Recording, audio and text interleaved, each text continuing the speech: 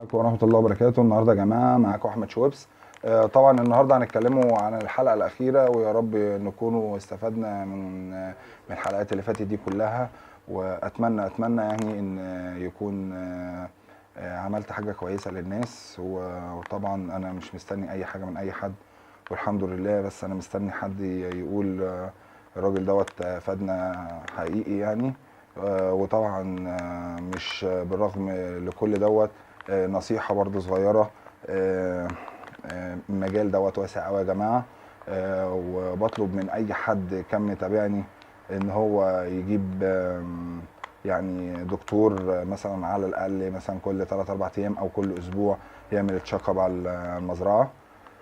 طبعا عشان في امراض ممكن يكونوا يعني مش واخدين بالنا منها علامة معينة كده. طبعا يعني يكون برضو متابع معاه برضو للاطمئنان.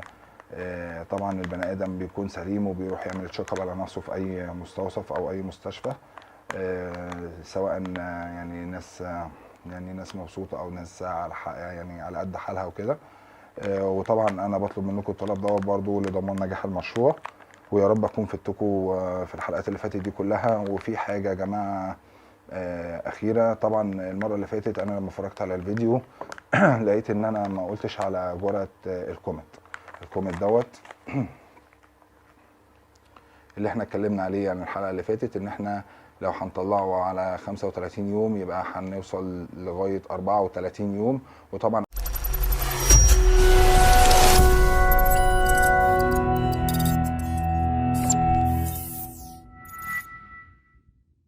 انا ما قلتش الجرعه بتاعته.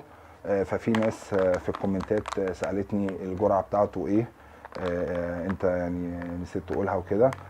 دوت يا جماعه بالبلدي كده 2 جرام، 2 جرام على ازازه ميه، اللي هي الكوكاكولا اللي هي ال 2 لتر، او الازازه مثلا بتاعت البيبسي. بالبلدي ان هي ال 2 جرام دوت معلقه شاي. هي ديت الازازه ديت بتتحط عليها 2 لتر، دي بعبوتها 2 لتر. والجرعه بتاعتها بتاعت الكوميت معلقه شاي على 2 لتر ميه بس تكون ممسوحه. والجرعه بتاعت المعلقه بتاعت الشاي 2 جرام، يعني على كل لتر 1 جرام. اهي يا جماعه. طبعا معلقه الشاي ديت كل الناس عارفاها. لما هنعبيها بتبقى مسح كده مش مليانه قوي، بتتحط على 2 لتر ميه، يعني على كل لتر ميه 1 جرام. والمعلقه دي معيارها معلقه ممسوحه، معيارها من اي مسحوق احنا بنستعملوه او اي دواء احنا بنستعملوه 2 جرام. وعشان كده اللي هي يعني الجرعه بتاعتها بتبقى على ديت بس يا جماعه، يعني بتشيل 2 جرام واللتر بياخد 1 جرام على لتر ميه.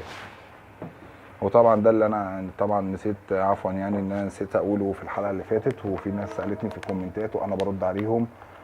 طبعا في ناس هتسالني تقول لي انت قلت لو هنطلع الفراخ على ال 34 يوم يبقى ال 35 يعني اخر حاجه تبقى 34 يوم، حتى لو هطلعهم على 35 يوم، لان اليوم الاخير دوت يا جماعه بنحط ميه بيضه. يعني كان فاضل يوم او 2 بنحط ميه بيضه للفراخ علشان تطلع، لان طبعا الفرارجي او الناس اللي هي اللي هتاخدها مننا مش هتحط لها ادويه، مش هتحط لها فيتامينات، ولازم تتعود على الميه البيضه.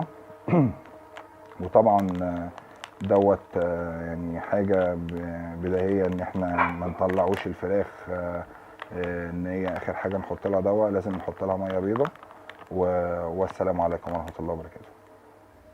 عفوا يا جماعه، طبعا احنا اسفين، طبعا انتظرونا في مشروع جديد طبعا ينفع للحاجات، طبعا المشاريع الصغيره والمشاريع الكبيره.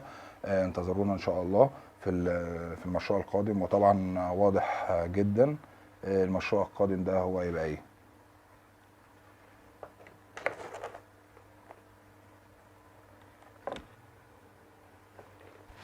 والسلام عليكم ورحمه الله وبركاته.